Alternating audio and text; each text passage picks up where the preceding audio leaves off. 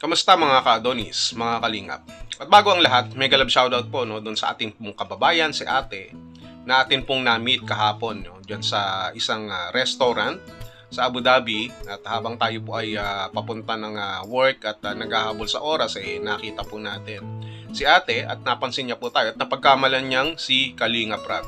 So sabi ko, hindi ako si Kalinga Prab, nagkakamali po kayo, ako po si Direk Noelsa. So yun, nakaintindihan naman kami, pero parang duda sa akin na nagsisinungaling ako na hindi talaga ako si Kalinga Prab. So mega love shoutout kila ate, pasensya na po hindi tayo nakapagkwentuhan sapagkat meron pa tayong pupuntahan na shooting. So yun naman yun, mega love shoutout kay ate at doon po sa kanya pong mga magagandang kasama.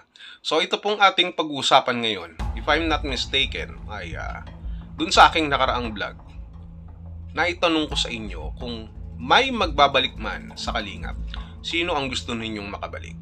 Si Reyna, si Medit, at si Erica, si Kikay Vlogs. Matatandaan natin kahapon at ang mga nakalipas na oras ay mukhang sugatan at maraming tama ng bala si Boss Bobby TV 143. At siya ay na-live din ni Dr. Lab. At yun ang nangyari, pinulutan siya dun sa comment section habang binabasa ni Dr. Lab ang mga patama sa ating pong current #1 charity vlogger of Kalingap na si Boss Bobby TV 143. Sa kadahilan ng siya po ay dumalaw doon sa live ni Kikay Vlogs. At marami po ang nakakita. Siyempre, maraming intelligence report dyan. Marami ang nag-i-screenshot dyan na usong-uso. At ito nga, napulutan si Boss Bobby TV 143. Ang katanungan dito, bakit kaya nando doon si Boss Bobby TV 143? Pangalawa, masama ba o hindi ba dapat ang kanyang ginawa na pagbisita doon sa live ni Erica? At pangatlong katanungan dito, kung sakasakali ano't ano man ang rason, papayag ba kayo na makabalik si Erica sa Kalingap? Yan ang iiwan ko sa inyo. And actually, hindi ko na nga pwedeng iiwan sa inyo dahil sasabihin ko na mismo sa inyo kung ano ang inyong saloobin. Sa mga ka-EDSI, direktang sagot, no, no, no, no. Never. Kapag nangyari yan na si Erica sa anumang kadahilanan ay nakabalik sa Kalingap, hindi sila makakapayag. Baka mauna pang mag-ceasefire ang Iran, ang Israel, at ang US, hindi pa rin mag-ceasefire ang mga ka-EDSI natin. Laban dun sa mga ka-EDRIC, matinding labanan to.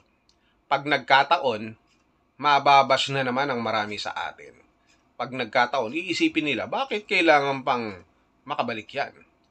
Bakit hindi na lang siya magsarili samantalang siya ay nakakapag-aral na naman?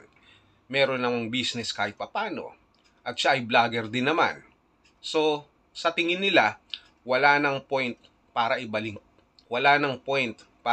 pa si Erica sa Kalingap. Sa kahit anumang kadahilanan.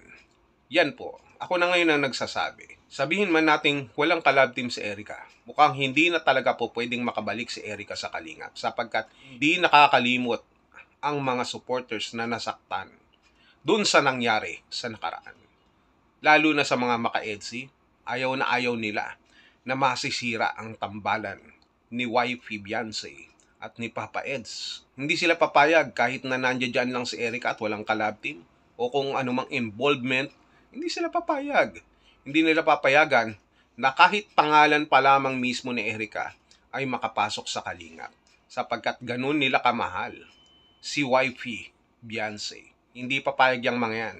Siguradong magagalit sila. Kaya kung ano man sa tingin natin ang kanila pong plano, ito man ay makatulong, wala namang problema sa atin.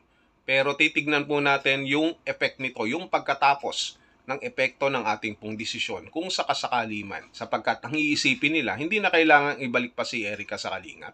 Hindi na kailangan i-content pa sapagkat hindi na siya qualified para tulungan pa.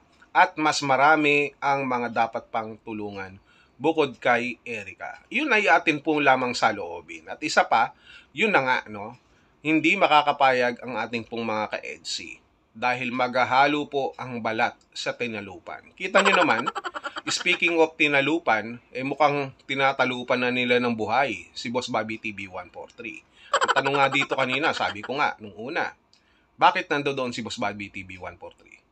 Exactly, to be exact, hindi po natin alam. Siguro posible na siya ay dumadalaw lang doon dahil alam niyo naman si Boss Bobby ay mahilig sa maganda. Pero mas maganda pa rin siyempre si Baby Beyonce tayo. Baby Beyonce tayo dyan eh. No, maganda si Erica, kung titignan mo naman eh, wala naman tayong magagawa. Ang problema naman dyan, huwag nyo nang pansinin si Boss Bobby TV 143 sapagkat di naman siya basta-basta papansinin ni Erica kahit sa live.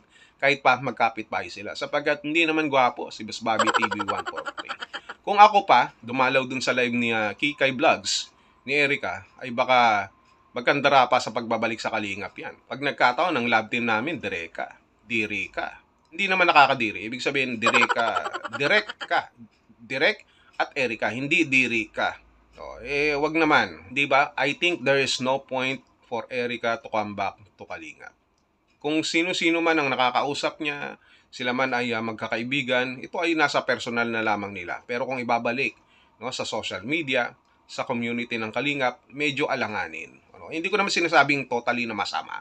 No, wala naman tayong masamang tinapay. Pero kasi ang isinasang alang-alang po natin, yung damdamin ng ating pong mga kasamahang mga EDSI fanatics, no, mga ka-EDSI dyan, na hindi po natin nahahayaan na masaktang muli. Kung ito po ay nangyari sa ating pong kasamahan na love team, no, sa Danjoy na nasaktan po sila, it's about time na enough is enough at huwag na pong mangyari muli dito po sa ating pong mga ka-EDSI. Kaya itong si Erica, mas malabo pa sa mukha ni Berador na makabalik sa community ng Kalingap. Kahit ipilit natin yan, ngayon pa lang makikita nyo na kung paano nababas si Bobby TV 143. Makikita nyo ngayon dito sa ating vlog, sa mga comment section mamaya, kung ano ang kanilang mga sasabihin, ang kanilang mga saloobin.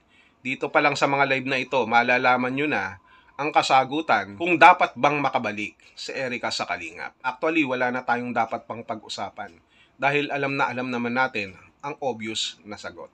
So para sa akin, on my honest opinion, ay hindi na kailangan makabalik pa si Erica sa Kalingap. Yun lang.